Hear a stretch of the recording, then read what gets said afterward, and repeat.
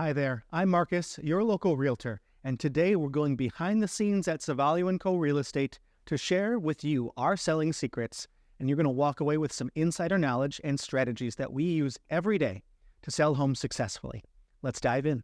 A few days ago, I sat down with a kind and caring woman at her condo who was selling a home for the very first time. She had already done some updates in preparation for the sale, and as I was asking questions about the updates, I found out that she wildly overpaid and wouldn't be seeing a full return on her investment. I was heartbroken that this woman, who had cared for her ailing mother in the home and took her adult daughter in when she fell in tough times, was being taken advantage of by pushy salespeople just trying to make a quick buck.